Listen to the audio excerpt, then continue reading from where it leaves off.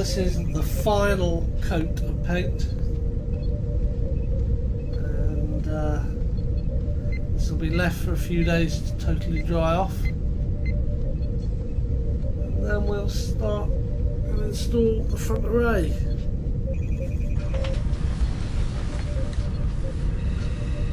I sprayed the front array black, so that's all done. And I've got these Humbrol modelling enamels. I've got metallic aluminium, metallic gold, and this is brick red, which might be a bit too dark, but I'm going to give it a go.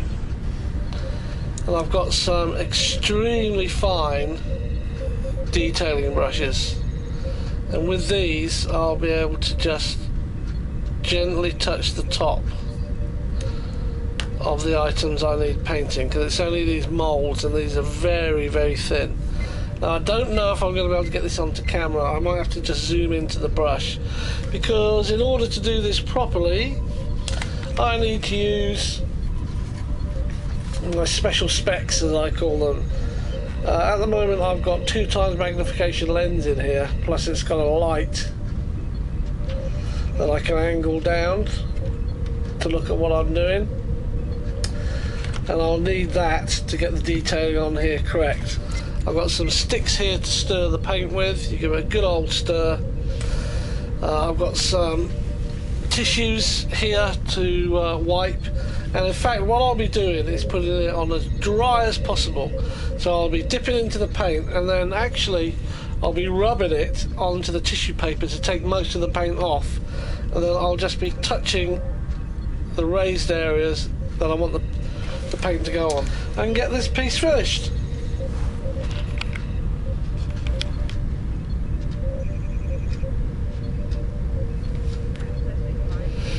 Well, let's get it to focus. Okay.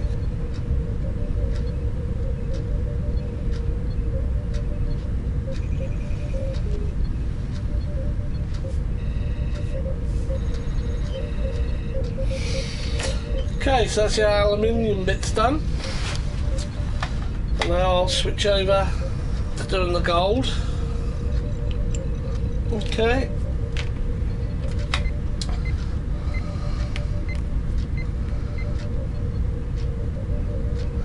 Then we repeat that process for this side, for these two, and then we paint that one red, or brick red I'm using. It's a very dark red. So we'll come back when I've done that. So here we are with the piece done, and it fits in this way. So it's all been sprayed black. I've then highlighted this raised area and this raised area here with metallic aluminium. I then painted the top of the ridges gold, along with these two. And then I've used this brick red. It's almost a brown on this piece here. Now I'll let that dry. It's enamel paint. It's not acrylic. I use enamel. I'll let it dry, and because it's enamel, even though it's on very, very thin, it's going to need at least a day to dry. So here's the painted front scanner array. That's all done. And I'm going to actually fit the scanner LEDs. Make sure you can see all 6 LEDs through the front, as I can there. And then just put a little tack of hot glue to hold it in place.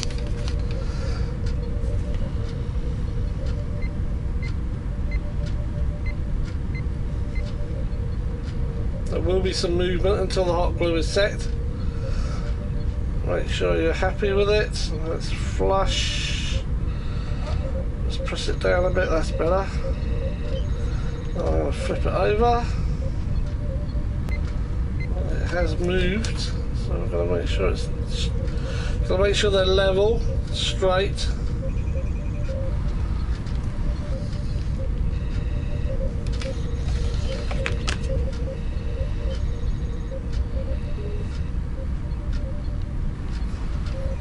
dry. And we'll test it. So I've put the board in place, the hot glue's dried. Let's see what it looks like. Okay, that's looking pretty good. But it needs gluing in place.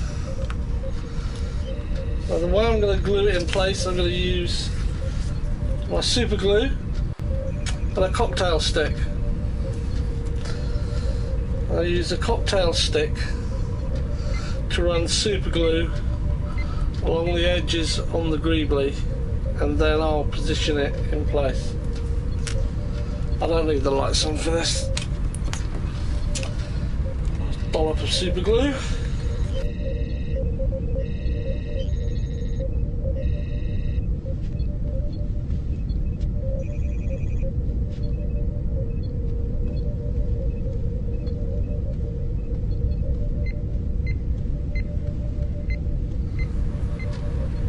Let that dry,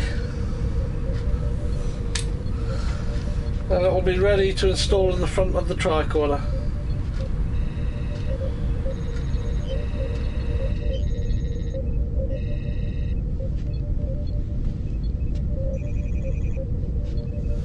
So I've allowed this to dry.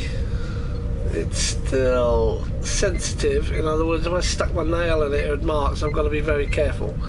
But the front array is ready, and I want to install it into the tricorder. So the first thing I have to do is get rid of the masking tape I put in to protect the front of that hole. There we are. Now it'll probably be better if I take the back off. Put it somewhere safe. Then as you look at the front of the tricorder, this is how this piece needs to be put in.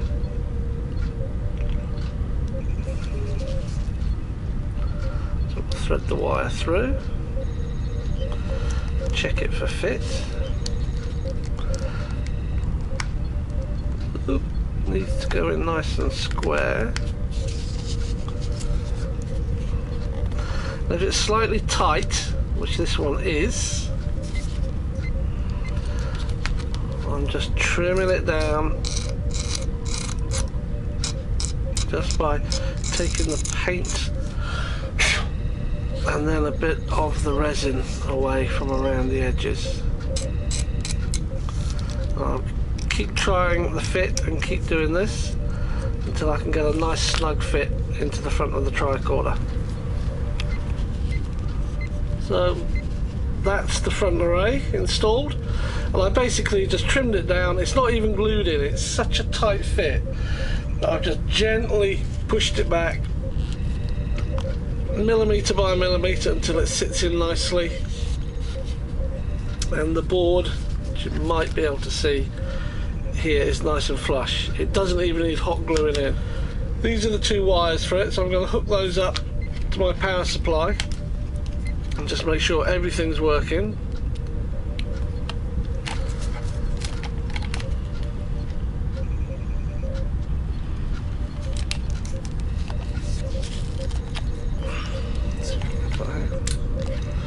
There we are. That's nice.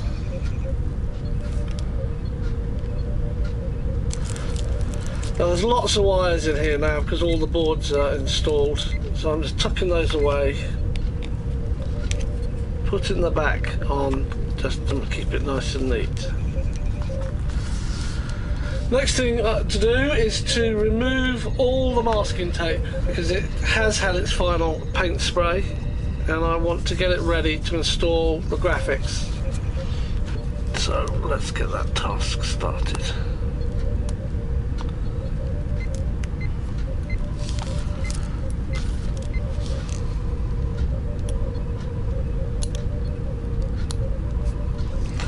Okay, that's one.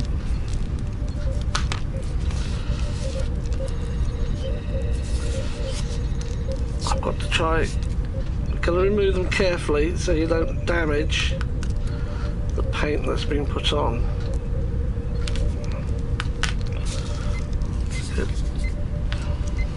nothing there. This has got a little one in here if I can get at it. Get out. That's excellent. This one. There's some more in there. Just use a very sharp pointed blade and a pair of tweezers. Might have put more than I thought in here. There we are.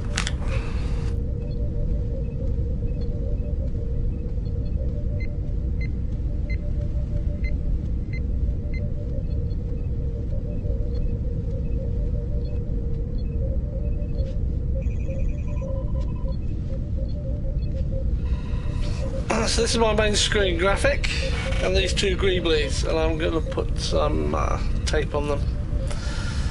So I've got loads of this, so I'm not going to mess around with it. One there, that will fit, yep, one there, that's that one.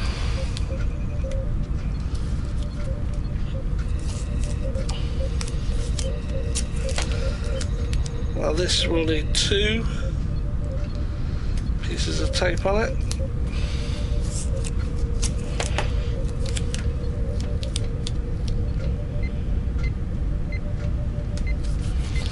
Like so.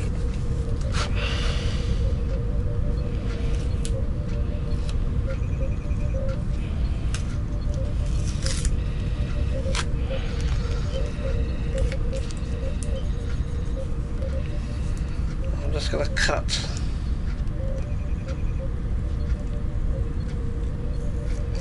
all the tape I don't want off.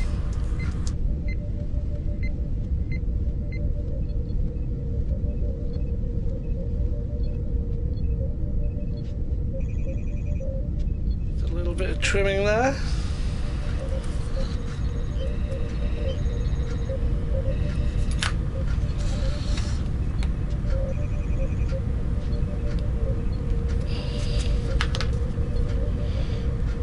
Be okay, keep that like that.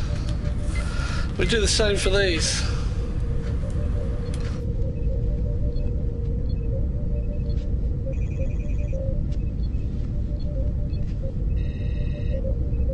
Secret to this is having a very sharp blade and frequently replacing it.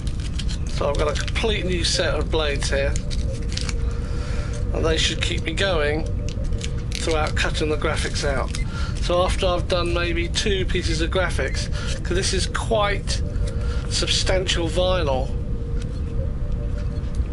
and the point of the scalpel blade is used, and it will blunt very quickly.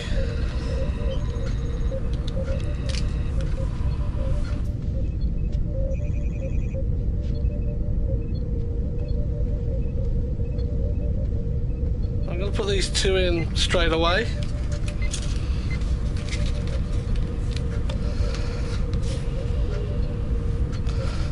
So this one goes here.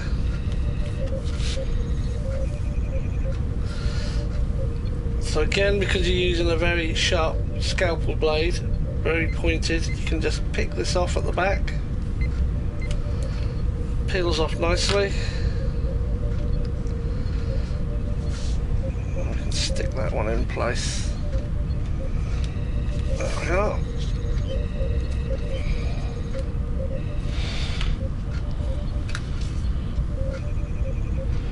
And we'll do the same with this one.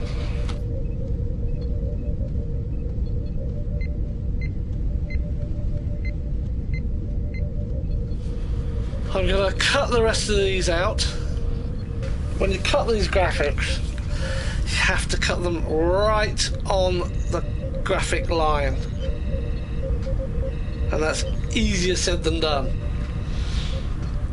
So I can't do it on camera because I have to use my special glasses to get very close to this and basically very, very slowly cut the graphic out.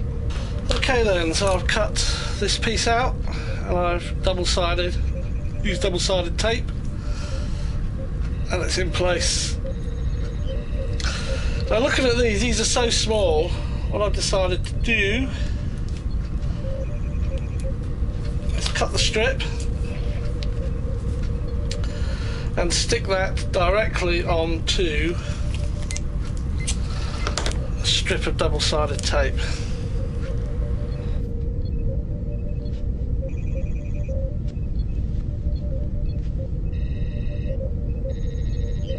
So each one of these now is ready for cutting out, and then I can just peel this off and stick it in place.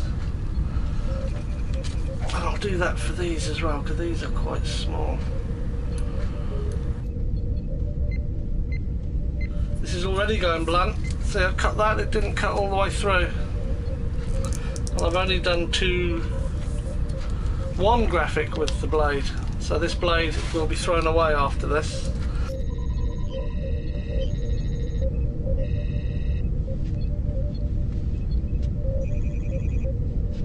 Ways of attaching these, it's just that I find this the most convenient. And in fact, I was reading up on how they make actual Star Trek props when they were making the TV show, and a lot of the graphics were stuck on with double-sided tape. So they're done, they're done. I think this one, I'll just trim it. And I'll put two. One of the other things about using double-sided tape is that it just puts a bit more of a frosting on these holes that are here.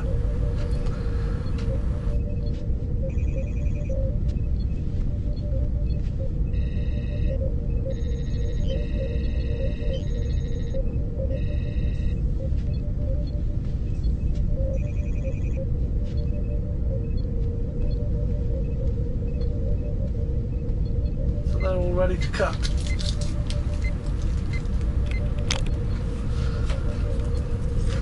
Right, I've cut these graphics out, and I'll be absolutely honest with you, I've used the sharpest scalpel blade I can find. I've had to resort to trimming with scissors. So I'm going to fit in what I have done and just hope that it passes as acceptable.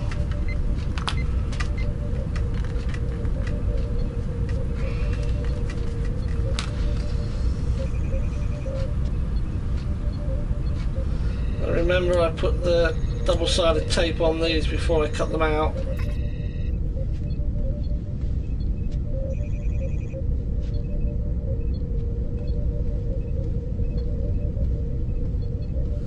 Let's see what it looks like.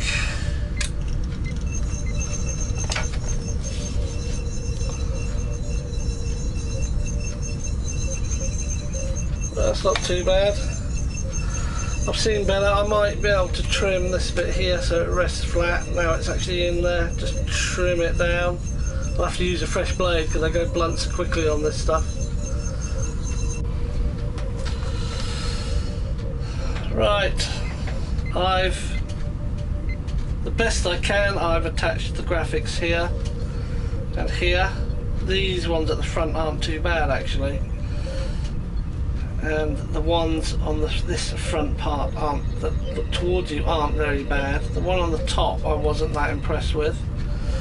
I'm just finishing this one here, which is a blue and red square, and the red square goes towards the black.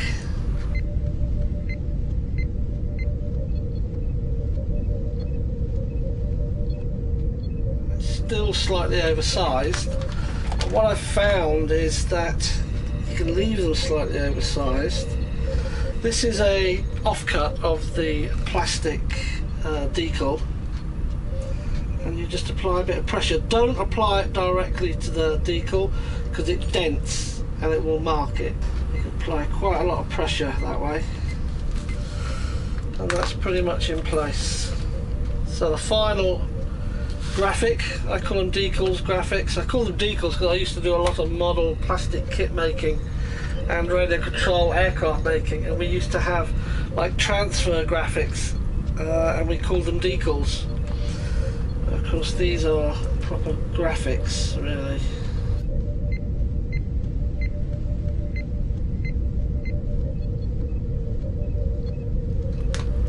must make sure your graphic is the correct way up, and we know how it goes here. Just remember where the supports are for it